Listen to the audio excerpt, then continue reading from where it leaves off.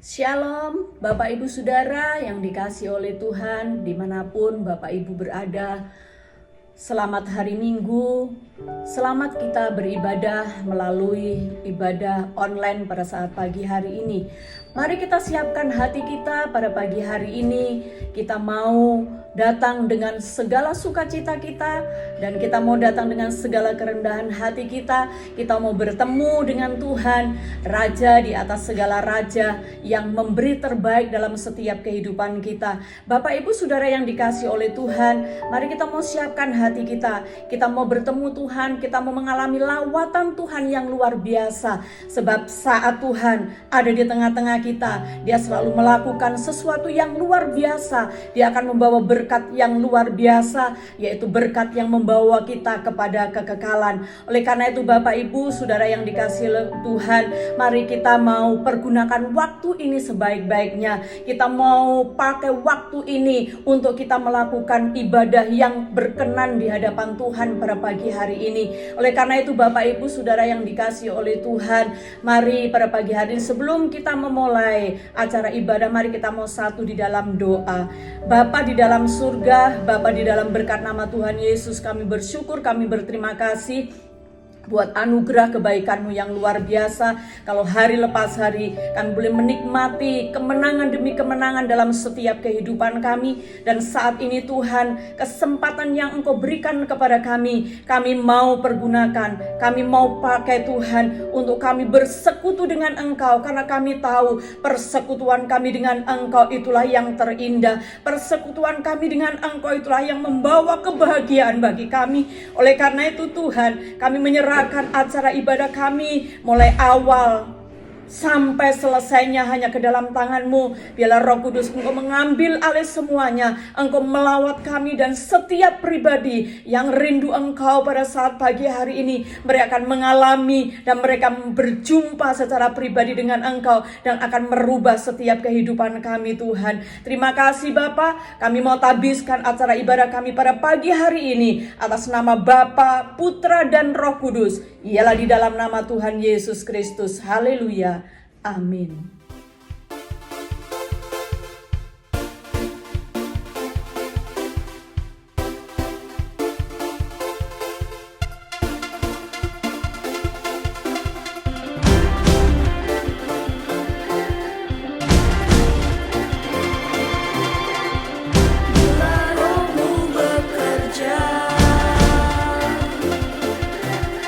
Tiada yang dapat hentikan.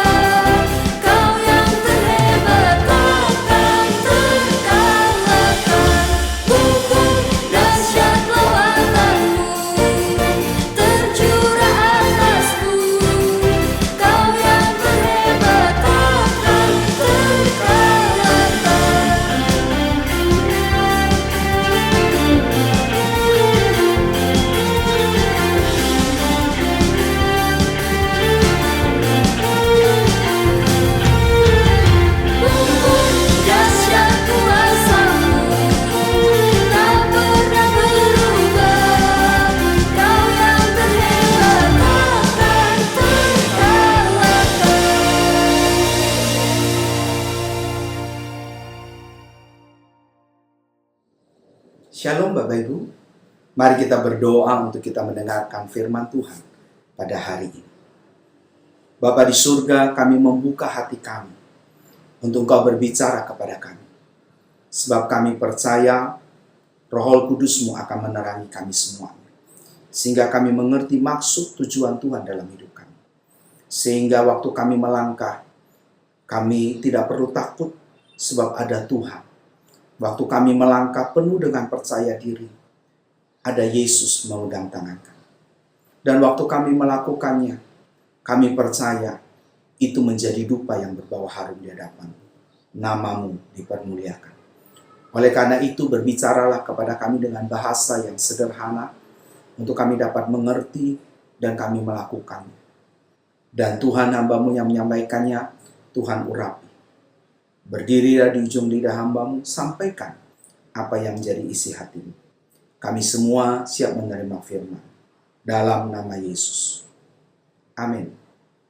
Bapak, Ibu, Saudara kekasih, saya ingin melanjutkan dari apa yang saya sampaikan minggu lalu.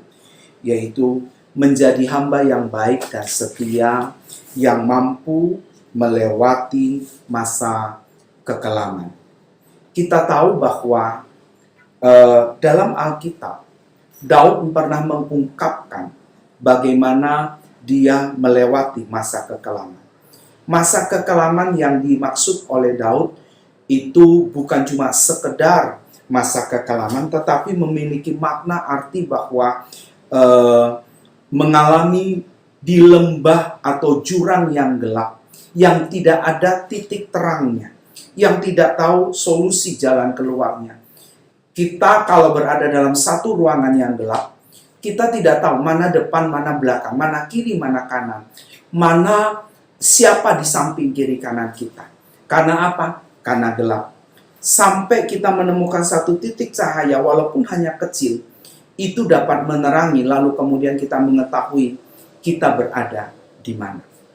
Pengertian masa kekelaman juga mengandung pengertian berada dalam bayang-bayang maut, atau bayang-bayang kematian. Belum mati, belum berada dalam maut, tetapi memasuki, berada, situasi kondisinya, keadaan suasananya, atmosfernya, seperti dalam kematian atau dalam kondisi yang tidak berdaya. Itulah pengertian masa kekelaman yang dipakai kata yaitu Telsmaweh, saudara. Nah, Daud mengalami ini bukan cuma satu kali, berkali-kali. Tapi justru dalam masa kekelaman itu, Daud berjumpa dengan Tuhan. Daud mengalami Tuhan. Saudara, saya tadi menyampaikan ada beberapa kali Daud mengalami. Pertama, ketika dia berada menjadi seorang anak, tidak dianggap oleh bapaknya atau keluarganya atau kakaknya. Makanya ketika dia sendirian, Samuel nanya, cuma inikah anakmu Isai? Oh, masih ada satu yang ketinggalan, tidak dianggap. Daud mengalami bagaimana menjadi orang yang tidak pernah diterima dalam keluarga. Tapi Daud tidak pernah kecewa. Dan kemudian Daud berjumpa dengan Samuel. Lalu kemudian Samuel menjadi bapak rohaninya yang menuntun dia. Dari mana kita tahu? Ternyata saudara, ketika Saul sedang mau membunuh Daud, lalu kemudian Daud bingung mau lari kemana. Akhirnya dia pergi ke Samuel. Dia ketemu dengan Samuel. Dia di sana diajar lagi oleh Samuel. Dicas lagi oleh Samuel. Di sana dia berjumpa dengan Tuhan yang memberi kekuatan dan kemampuan. Makanya saudara, ketika dia ketemu dengan Samuel pertama kali yang diurapi menjadi seorang raja, maka Daud memiliki satu kepastian. Makanya ayat 4 berkata, sekalipun aku berjalan dalam lembah kekelaman. Sekalipun aku berjalan, itu bahasa bukan bahasa pas begitu saudara masa lalu, tapi sedang dialami. Masa yang dimana dia bukan cuma satu kali, tapi berkali-kali. Minggu lalu saya menyampaikan bahwa dia mengalami ketika berada di Gua Adulam. Waktu dia di Gua Adulam, ketika dia tahu ada Tuhan bersama dengan dia, maka kekuatan daripada Tuhan memampukan. Bapak Ibu bisa membayangkan, untuk mengubah satu orang saja, kita kadang-kadang dibutuhkan energi yang banyak. Ini 450 orang. Walaupun mungkin kita tidak tahu jelas, karena dalam Alkitab hanya menyebutkan ada cuma beberapa orang yang menjadi panglima yang hebat, menjadi orang-orang kepercayaan daripada Daud. Tetapi kalaupun juga 225 orang, setengahnya aja, ataupun mungkin misalnya cuma seperempatnya aja, 110 orang, itu bisa diubahkan oleh Daud. Itu berarti bukankah sesuatu yang luar biasa? Berada dalam lembah kekelaman, tetapi Tuhan tidak pernah meninggalkan. Nah, Bapak Ibu Saudara kekasih, saya juga menyampaikan kemarin, hal utama yang paling penting ketika kita berada dalam lembah kekelaman adalah kita berjumpa dengan Tuhan. Kita mengalami Tuhan. Dan waktu kita berjumpa dan kita mengalami Tuhan, Tuhan bicara sama kita. Itulah kekuatan kita. Itulah daya juang kita. Itulah keyakinan kita. Sebab kita orang yang percaya, asalnya dari dalam menampilkan, lalu kemudian tampak keluar. Bukan dari keluar yang membuat kita menjadi kuat, tetapi justru dari dalam. Makanya Allah berbicara kepada setiap kita semuanya. Dari apa? Dari dalam. Hati nurani kita disentuh, roh kita dibangkitkan. Itulah yang menjadi sumber kekuatan kita. Nah, Bapak Ibu Saudara kekasih dalam Tuhan, kaitan dengan hal itu, saya ingin mengajak kita semuanya. Ada dua hal yang harus kita lakukan ketika kita berada dalam lembah kekelaman. Hal yang pertama adalah carilah Tuhan, saudara. Sekali lagi, hal yang pertama, carilah Tuhan. Kenapa, saudara? Sebab Alkitab banyak mencatat dan Alkitab banyak memberitahukan kepada kita.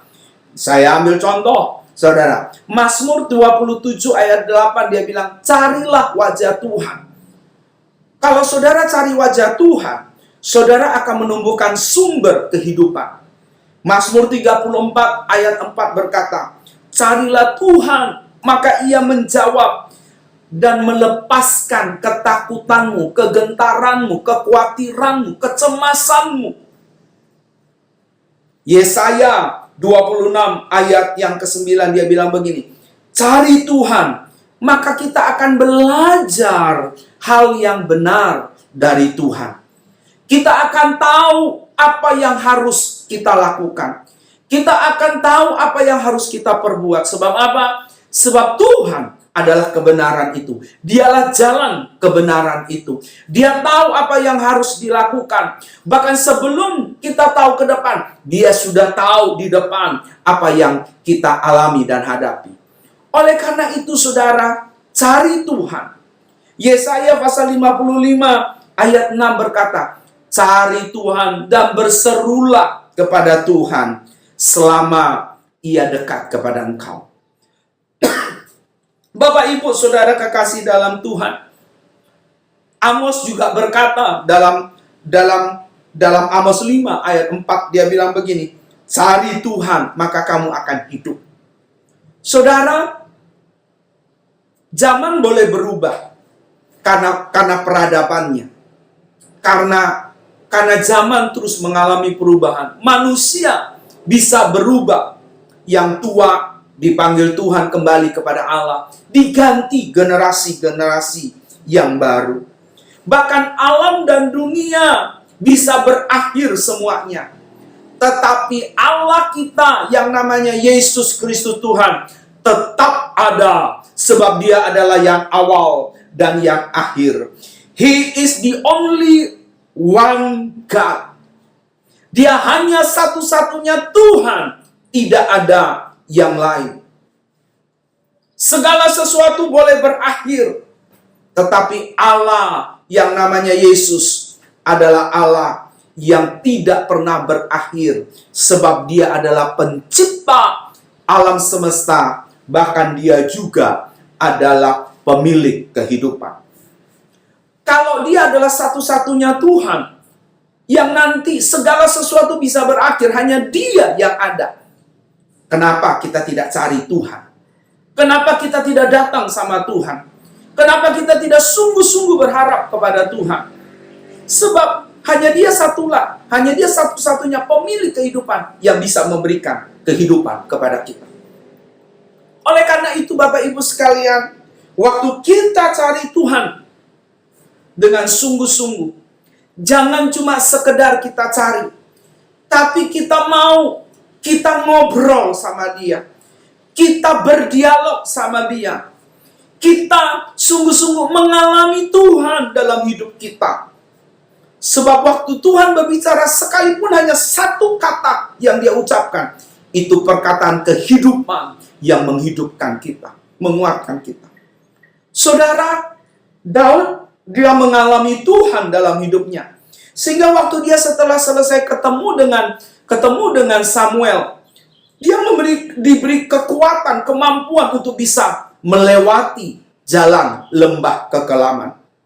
Waktu dia waktu saya cerita tadi, waktu dia mau dibunuh oleh Saul, dia lari, lalu kemudian waktu dia lari, saudara, dia pergi ke Samuel, lalu kemudian Alkitab berkata bahwa bagaimana Samuel itu bersama-sama dengan dia di Rama, lalu kemudian ada orang yang diutus oleh Saul, lalu kemudian orang itu juga bisa bernubuat seperti Samuel.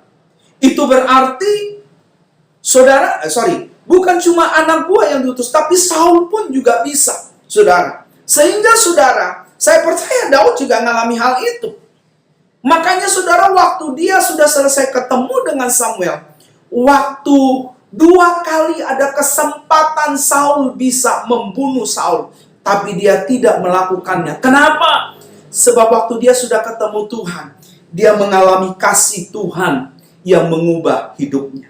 Dia mengalami Tuhan, dia bisa merasakan Tuhan. Saudara, saya bisa menangkap dan mengerti apa yang dimaksud oleh Samuel, seperti yang dialami oleh mertua perempuan saya ketika dia udah ketemu Tuhan. Dia tidak pernah berpikir bahwa saya menuntut kasih dari anak-anak saya. Tapi pada waktu setelah selesai dia berjumpa dengan Tuhan, dia mulai berkata, aku mengasihimu. Waktu sebelum dia ketemu Tuhan, dia menuntut kasih. Saudara, semua orang yang berjumpa dengan Tuhan, hidupnya diubahkan oleh Tuhan. Dan waktu hidupnya diubahkan oleh Tuhan, fokus hidupnya tidak dirinya sendiri, tapi fokus hidupnya untuk Tuhan, untuk orang lain. Sebagaimana Yesus adalah kasih, maka ketika Kristus ada dalam hidupnya, maka dia melihat orang lain membutuhkan kasih, dan dia berbagi kasih itu kepada orang lain. Dia tidak fokus kepada dirinya. Hal yang sama yang ketika saya alami, waktu saya sudah merasakan kasih Tuhan yang melingkupi hidup saya. Allah hanya membelai kepala saya. Allah hanya cuma menaruh mukanya di kepala saya. Hanya Allah memeluk, lalu kemudian dia berkata, ini penyembahan yang terbaik selama hidupmu yang aku dengar. Hanya cuma itu, tapi itu adalah kekuatan Allah yang membangkitkan dan menghidupkan. Sehingga saudara, ketika setelah selesai itu, saya sudah tidak pikir lagi apa yang terjadi. Yang saya cuma pikir, kalaupun juga saya harus dipanggil Tuhan, saya sudah siap. Padahal sebelumnya ada ketakutan, ada kekhawatiran, saudara. Tetapi ketika Tuhan menjamah saya, hidup saya diubahkan. Saya sudah tidak pikir lagi mau bagaimana, terserah. Mau bagaimana, saya udah menyerahkan sama Tuhan. Mungkin saya harus tinggalkan dunia ini, meninggalkan keluarga, meninggalkan siapapun. Kenapa? Sebab saya sudah mengalami Tuhan dalam hidup saya menjadi kekuatan. Saudara, hari ini saya ingin mengajak kita semuanya. Kalau saudara belum berjumpa dengan Tuhan, minta biar ini waktu yang terbaik saudara berjumpa dengan Tuhan. Saudara mengalami Tuhan. Saudara hidup di dalam lingkaran, di dalam atmosfer, di dalam ruang lingkupnya Allah. Saudara, sebagaimana Daud, ketika dia berjumpa dengan Tuhan melalui Samuel, dia merasakan kehadiran Tuhan. Ketika dia berada di Gua Adulam, walaupun mungkin dia mengalami sesuatu hal yang tidak berdaya, sepertinya tidak seperti yang dia bayangkan, saudara. Tapi dia mencoba untuk minta Tuhan beri kekuatan, Tuhan beri kemampuan.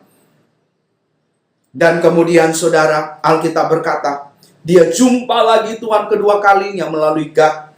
Dan Gad mengingatkan, kamu jangan tinggal di Gua Adulam. Keluar dari Gua Adulam. Dan di situ dia berjumpa dengan banyak orang. Dia berjumpa lagi dengan orang-orang yang menyakiti. Bahkan saudara, ketika saudara perhatikan ada satu kisah, yaitu di mana dia berjumpa dengan Nabal dan Abigail. Harusnya waktu dia mau melakukan tindakan yang tidak benar, yaitu membunuh semua pegawai-pegawai Nabal, bahkan Nabal pun keluarga itu.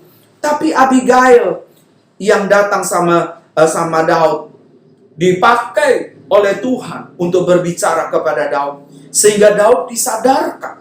Dan kemudian makanya Daud berkata, terpujilah Tuhan yang menahan kakiku, terpujilah Tuhan yang menolong hidupku, sehingga aku terlepas dari jerat-jerat maut atau jerat-jerat hal-hal yang tidak baik.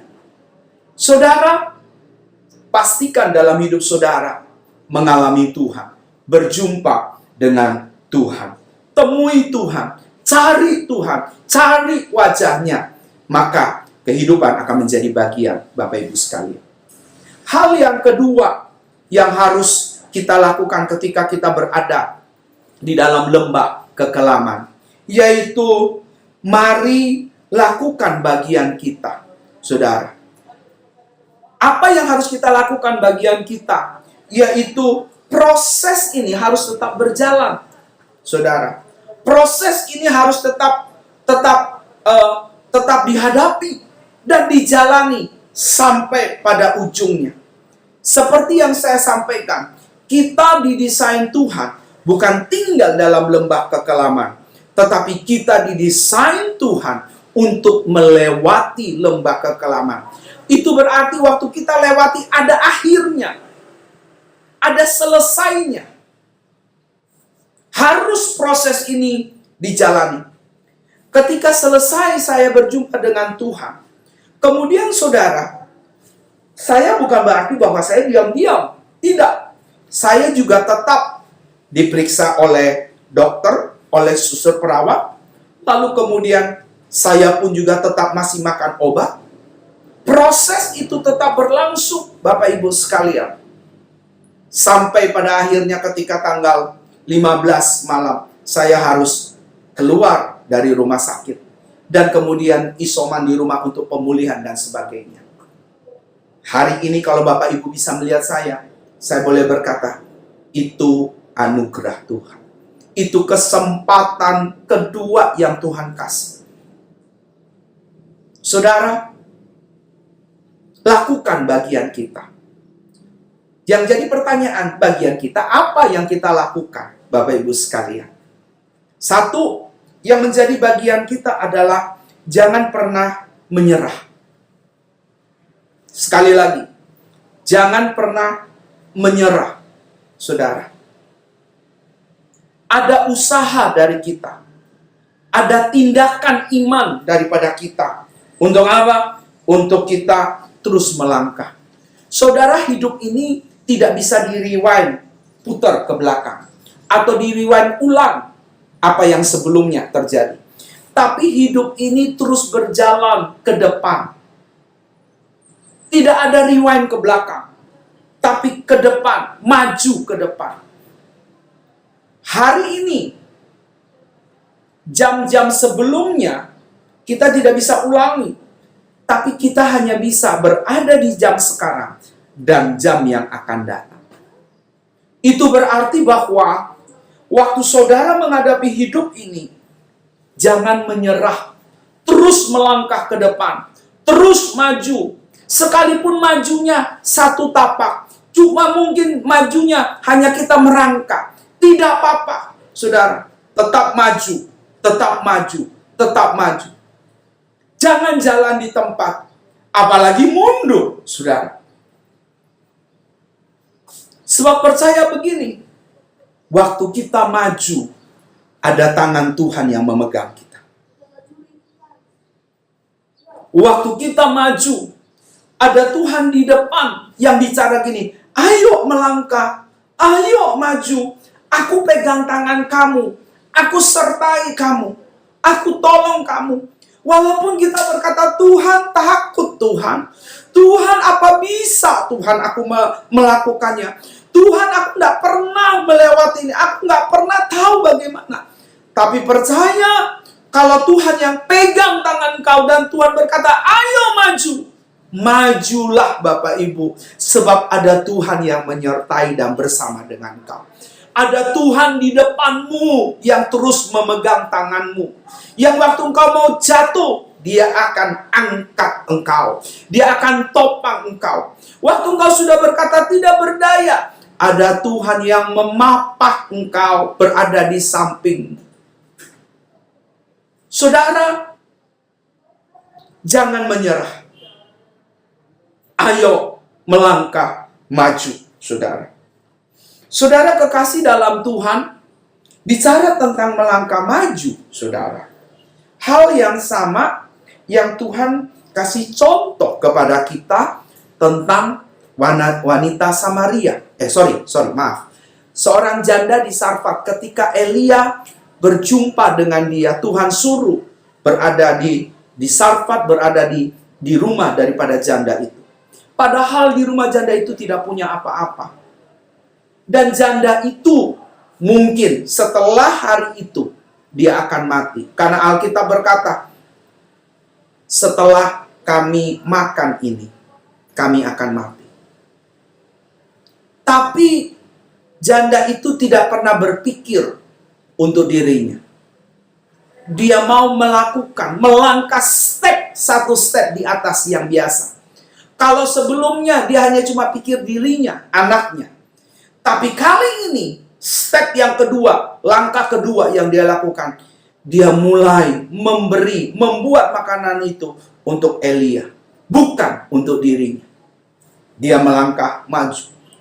Hal yang sama ketika Tuhan ketemu dengan Petrus, dan kemudian Petrus berkata begini sama Tuhan, ketika Tuhan suruh murid-muridnya, kamu berada jalan ke seberang. Lalu kemudian di tengah laut mereka mengalami terombang-ambing oleh angin taufan. Dan kemudian Tuhan datang. Tuhan berkata, jangan takut. Suaranya itu menggelegar, suaranya itu memberi keteduhan, sekalipun berada dalam angin taufan yang ganas, yang keras, yang membuat mereka terombang-ambing. Tapi suara Tuhan berkata, jangan takut. Itu membuat perhatian mereka berubah. Bukan kepada angin taufan, tapi perhatian mereka kepada suara Tuhan. Waktu Petrus mengerti dan dia tangkap, dia bilang begini, Tuhan, kalau itu engkau, suruh aku berjalan di atas air.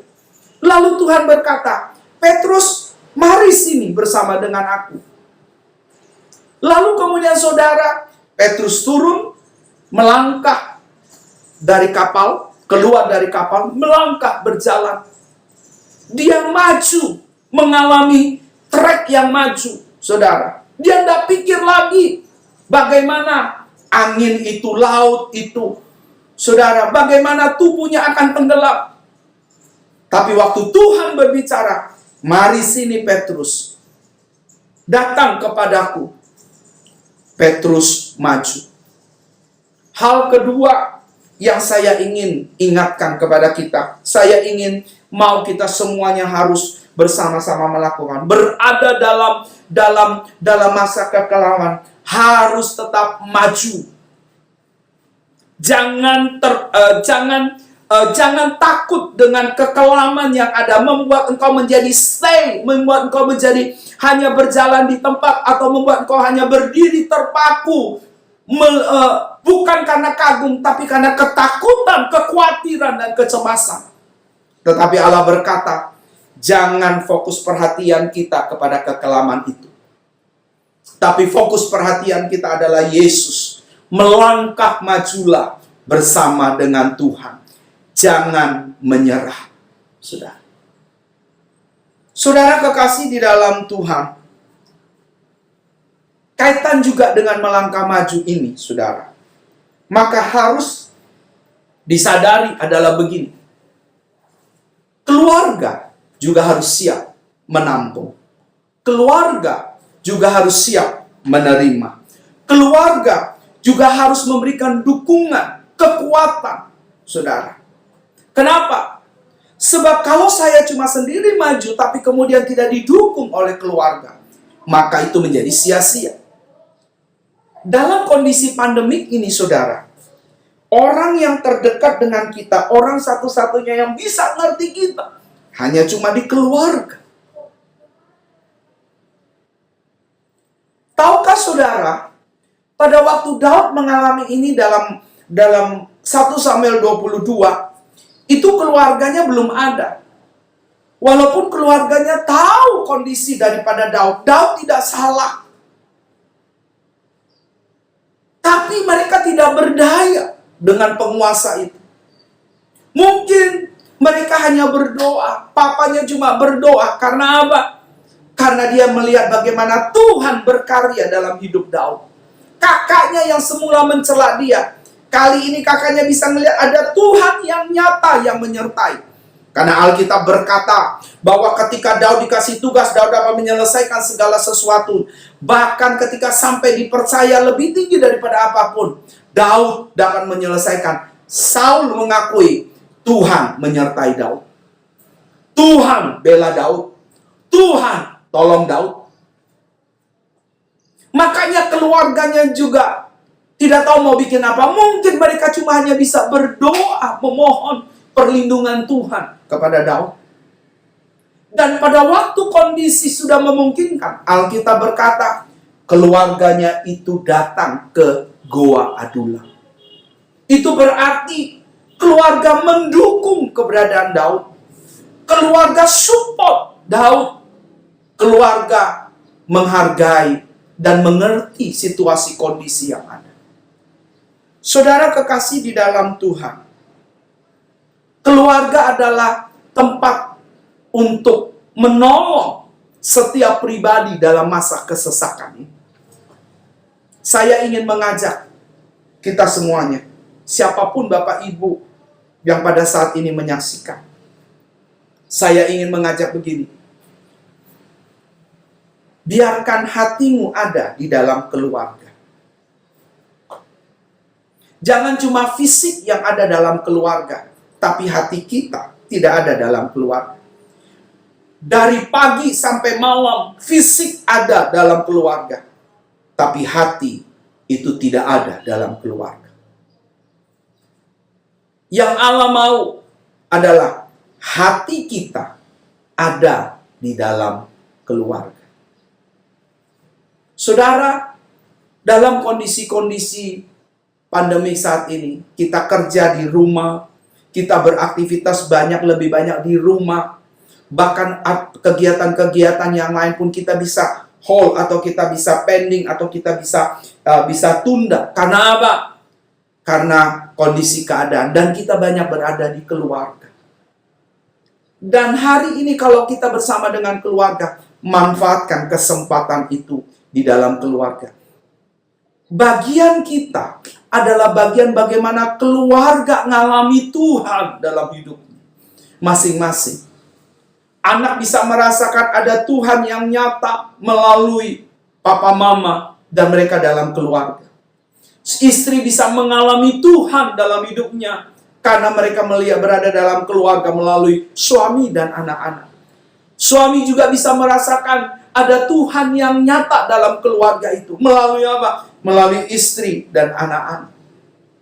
Inti poinnya, setiap kita mengambil peran bagian kita masing-masing yang berada dalam keluarga, menghadirkan Tuhan di tengah-tengah hidup kita.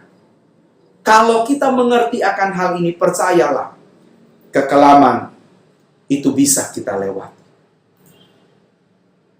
Banyak kali karena kita tidak mengerti akan hal ini, akibatnya masing-masing keluarga menuntut.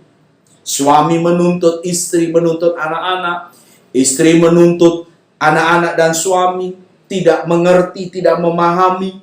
Lalu kemudian anak-anak melihat orang tua, suami dan istri, tidak ada figur yang baik yang mengakibatkan mereka juga tidak betah.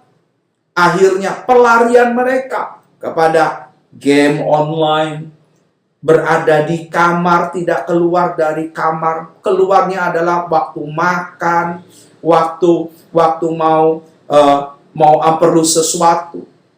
Saudara, mari kita ubah itu. Mari kita ubah menjadi atmosfer surga, menjadi suasana surga. Tidak ada perubahan terjadi kalau kita tidak melangkah maju, mengambil kesempatan waktu yang ada, dan terus melakukannya. Nah, saudara, dua hal inilah yang saya ingin share bagi kepada kita semuanya. Untuk menghadapi kekelaman ini, cari Tuhan. Cari wajahnya. Berjumpa dengan Tuhan. Ngalami Tuhan dalam hidup saudara.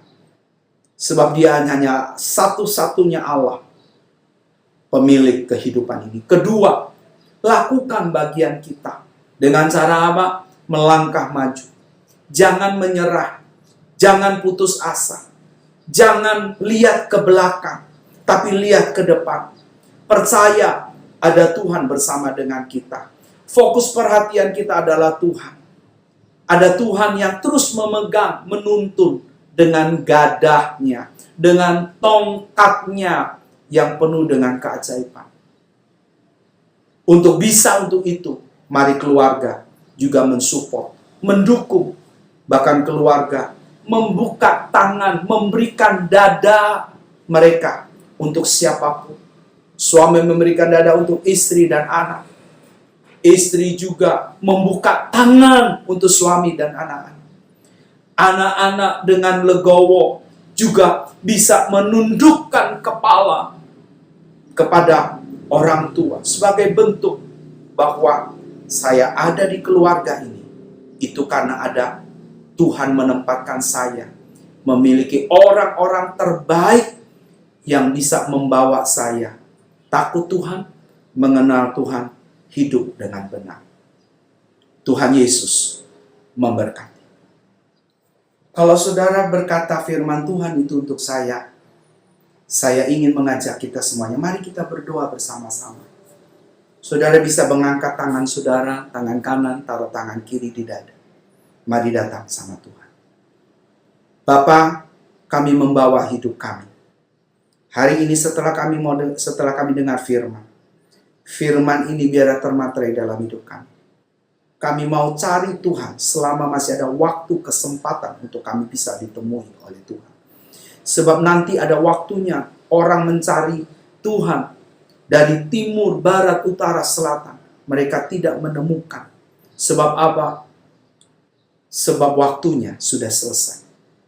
Oleh karena itu kami mau cari Engkau Tuhan.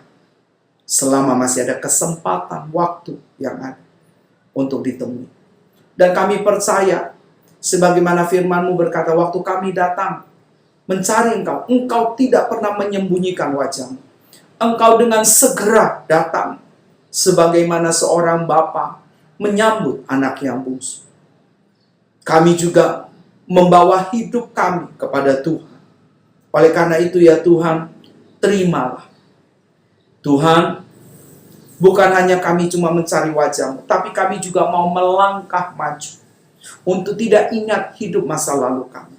Untuk kami cuma tidak berada di tempat karena ketakutan, kekhawatiran, kecemasan, ketidakberdayaan. Tetapi kami mau maju melangkah Tuhan. Tidak menyerah, tidak putus asa. Mengambil bagian tanggung jawab kami yang harus kami kerjakan. Sebab sekalipun ada iman, tapi tanpa perbuatan adalah mati. Kami mau mengambil bagian kami untuk melangkah, untuk bertindak dalam tindakan iman. Sehingga iman itu menjadi sempurna. Bapa, untuk itu kami juga perlu orang-orang di sekitar kami menolong kami, menopang kami, mensupport kami. Sebagaimana Daud berada di Gua Adulam, lalu kemudian Alkitab berkata keluarga itu datang. Dan tentu pada waktu keluarga itu datang ada sukacita yang luar biasa daripada Daud. Sebab apa? Dia percaya di situ, di tempat yang dimana Tuhan sudah sediakan. Keluarga adalah tempat untuk menampung setiap kita yang mengalami kesesatan. Sebab makanya oleh karena itu Tuhan menaruh kami berada dalam keluarga lepas keluarga. Dengan satu harapan, dengan satu tujuan. Lewat keluarga kami bisa bertumbuh. Lewat keluarga, kami bisa mengalami Tuhan. Kami bisa berbagi kasih. Karena orang pertama yang mengalami sentuhan kasih ketika kami mengalami kasih Tuhan adalah di keluarga kami. Oleh karena itu ya Tuhan kami berdoa. Biarlah kami semuanya diberi kekuatan dan kemampuan. Waktu kami menada tangan kami, hati kami berkata dalam hati ini, Tuhan tolong kami. Maka kami percaya Tuhan turun tangan menolong kami. Tuhan turun tangan menjamah kami. Tuhan juga turun tangan melawat kami. Terima kasih ya Tuhan. Kami bersyukur untuk semua anugerah kebaikan Tuhan. Bagimu segala kemuliaan sampai selama-lamanya. Di dalam nama Yesus, kami terima firman-Mu. Kami mau materaikan firman-Mu dalam hidup kami. Dan kami mau melakukannya dalam hidup kami. Dalam nama Yesus kami berdoa. Amin. Shalom. Puji Tuhan. Kesempatan ini kami mau sharing kesaksian kami bagaimana Tuhan itu dahsyat membebaskan kami dari virus corona. Kejadiannya di bulan Juli 2021, awalnya sebelum anak kami yang pertama Nisela sakit, istri saya suka ngeluh-ngeluh sakit kepala terus pusing selama 2 hari itu. Dan akhirnya anak kami Nisela sakit, dia demam tinggi, lalu muntah-muntah, dia ngeluh sakit kepala, pusing. Tapi puji Tuhan di hari ketiga dia membaik. Tidak ada keluhan sakit lagi dan sudah bisa makan normal.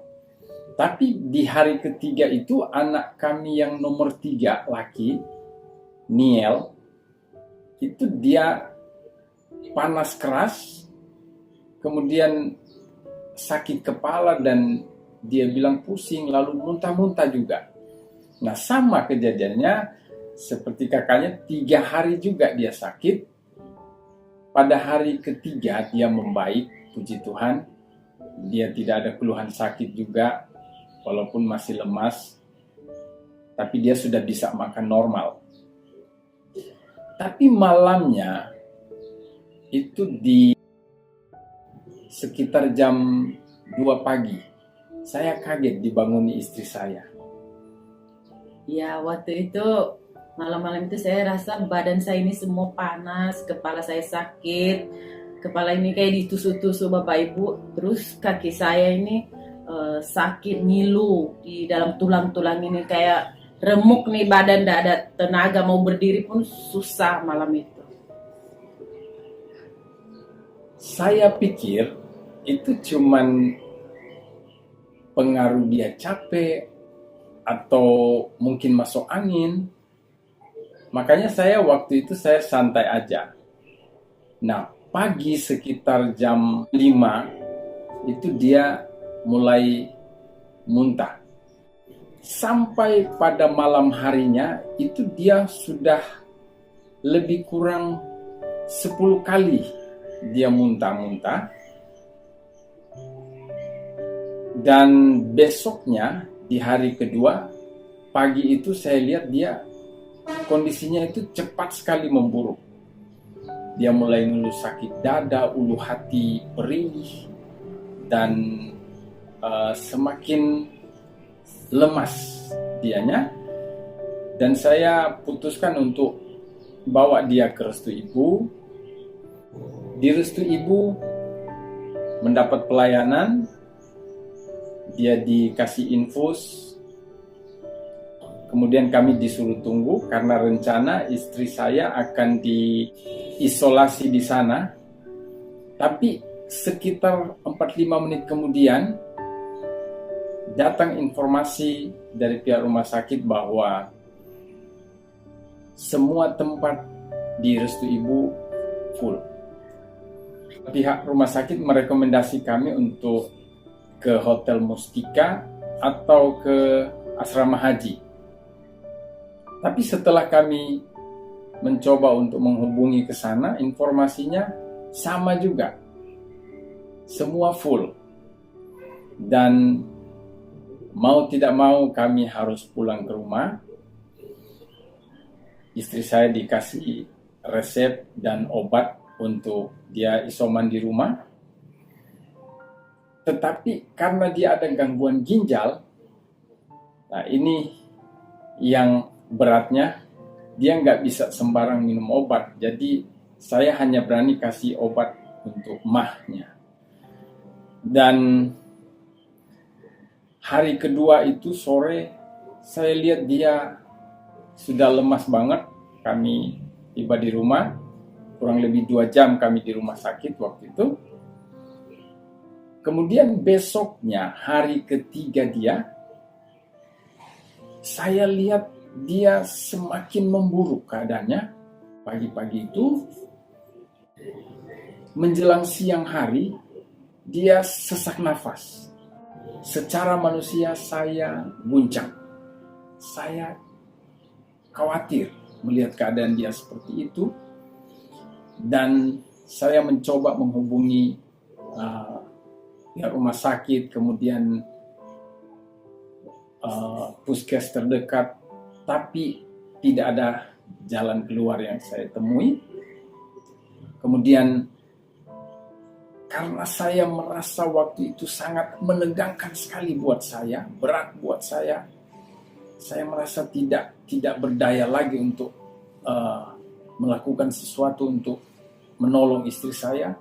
Dan saya akhirnya menangis di kaki Tuhan. Saya menangis, saya bilang, Tuhan tolong kami, bebaskan kami dari virus corona ini. Tapi di malam hari kedua istri saya itu, anak kami yang nomor 2 udah sakit juga. Grace, dia panas tinggi, lalu kemudian sakit kepala dan pusing, sama persis kayak adik dan kakaknya dia. Dia muntah-muntah. Dan sementara saya berdoa di siang hari, di hari ketiga istri saya itu, anak saya panggil, saya sudah tidak peduli lagi. Saya tetap berdoa, Tuhan kasihani kami. Saya berlutut di samping istri saya. Kemudian saya masuk ke kamar tengah. Saya berdoa lagi di sana. Saya keluar lagi ke ruang tamu, saya berlutut lagi di samping istri saya. Saya lihat dia sesak nafas. Tuhan gerakkan saya tumpangin tangan, saya tumpangin tangan. Dan saya melihat agak redah sesak nafasnya. Dan terus saya berdoa, saya minta tolong Tuhan, tidak ada jalan keluar lagi bagi kami. Selain Tuhan, tidak ada lagi orang yang bisa menolong kami. Tolong kami Tuhan. Dan waktu itu, Tuhan menaruh ini di hati saya. Saya percaya Tuhan berbicara, dan Tuhan bilang gini, semua dalam kendaliku. Saya terdiam sejenak, saya merenung, kalau semua dalam kendali Roh Kudus, kenapa saya harus guncang? Kenapa saya harus takut? Saya harus khawatir? Dan seketika itu juga rasa takut, rasa khawatir, rasa kegoncangan di dalam hati saya itu sirna. Dan saya melihat istri saya percaya bahwa Abah Roh Kudus sudah menjamah dia. Abah Roh Kudus sudah melawat anak saya.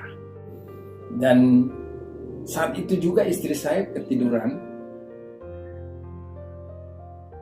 Lalu Roh Kudus taruh saya untuk ambil telur 2 biji. Kemudian saya masak dan saya blender. Saya mixing pakai madu dan jeruk nipis. Saya tunggu dia sampai bangun. Ketika dia bangun, saya kasih dia minum. Itu ramuan itu kurang lebih 200 ml atau lebih. Saya suruh dia minum hangat-hangat, dan puji Tuhan, dia minum. Padahal selama 3 hari itu, jangankan bubur saring yang saya kasih, air minum hangat aja itu habis dimuntahin. Bahkan sampai seringnya dia muntah, maaf bicara, muntahnya itu sampai kuning, warnanya sudah kuning. Tapi pada waktu itu, dia minum ramuan itu, dia tidak muntah lagi sampai dia sembuh. Puji Tuhan, luar biasa Tuhan, terjadi mujizat Tuhan. Nah, walaupun dia masih merasa ulu hatinya agak sakit, dia bilang ada rasa sakit dan masih ada mual-mual, tapi dia tidak muntah lagi. Seperti hari pertama, kedua, dan sebelumnya itu, waduh, cukup menegangkan buat saya. Dan malamnya, saya kena juga sakit, saya demam tinggi, tubuh saya ini terasa pegal-pegal, belakang leher saya sakit, dan subuhnya saya mau bangun, rasa berat sekali. Saya bilang, Tuhan, saya bercanda sama Tuhan, kalau saya sakit parah kayak istri saya, waduh habislah, selesailah kami serumah ini. Tapi saya percaya bahwa Tuhan sedang mengerjakan pemulihan kesehatan kami. Dan pada hari yang ke-17, saya serta anak kami 3 pergi ke DKK untuk antigen. Dan hasilnya puji Tuhan semua negatif. Dan istri saya sudah mendapat surat isoman dari puskesmas menyatakan bahwa dia sudah sehat dan sudah melewati masa isoman selama 14 hari. Kesempatan ini juga kami tidak lupa mau bilang terima kasih kepada Bapak Gembala serta semua jemaat yang sudah luar biasa menopang kami dalam doa, membantu kami, mensupport kami dengan berkat-berkat yang dikirim ke rumah, luar biasa. Kami sangat terbantu, kami sangat terberkati. Terima kasih banyak untuk hal itu. Tuhan Yesus kiranya memberkati. Dan di akhir kesaksian kami ini, saya ingin bilang begini. Ketika kami mengandalkan kekuatan kami mau memakai cara kami tidak temui jalan di sana untuk solusi bagi istri saya. Yang kami jumpai adalah jalan buntu. Namun ketika kami berserah penuh kepada Tuhan, ketika saya sungguh-sungguh berlutut di kaki Tuhan, Tuhan bilang, semua dalam kendaliku dan semua beres. Luar biasa, kami seisi rumah boleh disembuhkan Tuhan, diberkati Tuhan. Dahsyat Tuhan. Puji Tuhan, inilah kesaksian kami. Kiranya kesaksian ini boleh memberkati Bapak Ibu Saudara sekalian. Tuhan Yesus memberkati. Kesaksian yang luar biasa yang meneguhkan kita semuanya, bahkan mendorong kita untuk kita lebih percaya kepada Tuhan, bahwa Tuhan Yesus tidak pernah meninggalkan kita. Oleh karena itu, mari kita tetap berharap, percaya, memiliki pengharapan yang kuat di dalam Dia, sebab pengharapan kita tidak pernah mengecewakan. Bapak Ibu, mari kita bangkit berdiri bersama-sama. Kita akan mengakhiri ibadah kita pada hari ini. Kami memuji kebesaran-Mu,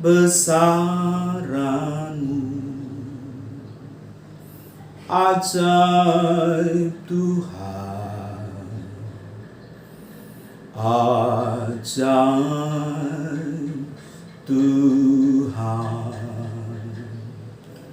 Kami memuji kebesaran-Mu,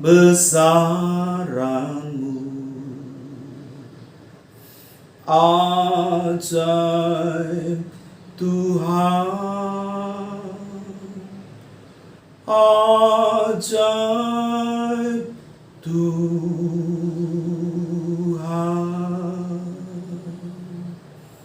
Di akhir daripada ibadah kami semua datang kepada Tuhan. Ini persembahan kami, ini hidup kami. Kami percaya Tuhan ada di tengah-tengah kami. Tuhan, kami berdoa, biarlah setiap pribadi lepas pribadi diberkati oleh Tuhan. Setiap keluarga demi keluarga diberkati oleh Tuhan. Setiap pekerjaan, usaha yang mereka kerjakan, lakukan, diberkati oleh Tuhan. Tuhan, kami berdoa, dimanapun umat-Mu berada, kehadiran mereka sungguh jadi berkat bagi setiap orang. Setiap keluarga lepas keluarga, Tuhan juga menolong, menyertai, menuntun, dan membawa. Ikat kasih suami istri di antara mereka dengan kasih ilahi Tuhan yang mempersatukan mereka, menguatkan mereka sebagai suami istri representatif daripada Allah. Kami berdoa untuk juga anak-anak, Tuhan memberkati dalam setiap apapun yang dikerjakan, dilakukan. Entah mereka masih kecil, belum sekolah, yang sekolah TK, SD, SMP, SMA, bahkan yang kuliah, Tuhan memberi hikmat kepada mereka semuanya. Mereka menjadi anak yang takut akan Tuhan, menghormati orang tua, mengasihi Tuhan, sebagaimana itu perintah Tuhan dalam hidup mereka. Tuhan juga memberkati setiap apapun yang dikerjakan oleh tangan mereka, dibuat berhasil. Tuhan, kami berdoa untuk setiap jemaat-Mu. Mereka yang sakit, kami berkata, oleh kuasa nama Yesus, mereka disembuhkan. Mereka yang terpapar karena COVID, beri mereka kekuatan. Imun mereka mulai bangkit. Imun mereka mulai melawan setiap virus-virus yang ada dalam tubuh. Sehingga Tuhan, mereka menjadi sembuh. Obat-obat yang mereka makan, biarlah itu menjadi alat Tuhan untuk kesembuhan mereka. Dan yang terpenting, mereka tetap memiliki semangat, keyakinan, kepercayaan. Ada Tuhan yang lebih besar daripada setiap sakit penyakit yang ada. Kami juga berdoa untuk setiap jemaat-Mu, apapun kondisi mereka. Mereka yang lemah Tuhan kuatkan, yang putus asa ada pengharapan baru, yang dalam kebimbangan Tuhan memberikan kepastian kepada mereka, yang dalam kesulitan apapun ada jalan keluar, sebab Tuhan adalah jalan itu sendiri. Tuhan, kami berdoa untuk setiap anak-anak-Mu diberkati oleh Tuhan. Kami menyerahkan seluruh kehidupan anak-anak-Mu, mulai hari ini seterusnya, bahkan sampai selama-lamanya. Kami juga berdoa untuk pembangunan yang ada. Tuhan terus menolong, menyertai, sehingga semua berjalan dengan baik dan lancar. Engkau mencukupkan segala kebutuhan, keperluan yang ada. Kami berdoa untuk kota kami Balikpapan diberkati oleh Tuhan. Masyarakatnya sehat sejahtera. Bahkan Tuhan, Balikpapan yang merupakan zona merah berangsur-angsur menjadi zona oranye dan akhirnya menjadi zona hijau. Balikpapan menjadi bersih, sehat, semua masyarakatnya sungguh-sungguh menjadi masyarakat yang sejahtera. Tuhan, kami juga berdoa untuk wali kota kami, beri hikmat kepada mereka, kepada dia dalam memimpin, bahkan seluruh aparat yang ada. Kami berdoa untuk negara ini diberkati oleh Tuhan. Indonesia menjadi sehat melalui kepemimpinan Pak Jokowi. Beri hikmat kepada dia untuk mengatur segala sesuatu yang ada. Oleh karena itu, kami menyerahkan seluruhnya ke dalam tangan kasih kuasa Tuhan. Terpuji nama-Mu ya Bapa. Kami menyerahkan seluruhnya ke dalam tangan Tuhan. Mari kita siapkan hati kita untuk menerima berkat Tuhan pada hari ini. Tuhan memberkati engkau dan melindungi engkau. Tuhan menyinari engkau dengan wajah-Nya dan memberi engkau kasih karunia. Tuhan menghadapkan wajah-Nya kepadamu dan memberi engkau damai sejahtera. Dengan berkat daripada Allah Bapa di surga, dalam cinta kasih daripada Tuhan Yesus Kristus, dan lewat persekutuan dengan kuasa Roh Kudus, menyertai Bapak Ibu sekalian, mulai hari ini, seterusnya, bahkan sampai selama-lamanya. Berkat ini untuk engkau, untuk keluargamu, untuk keluarga besarmu, untuk handai tolanmu, tempat di mana engkau berada. Engkau menjadi kepala dan bukan ekor. Berkat atas nama Bapa turun kepada engkau di dalam nama Yesus Tuhan. Amin. Selamat hari Minggu, selamat siang, tetap semangat, tetap bergairah. Tuhan memberkati Bapak Ibu sekalian.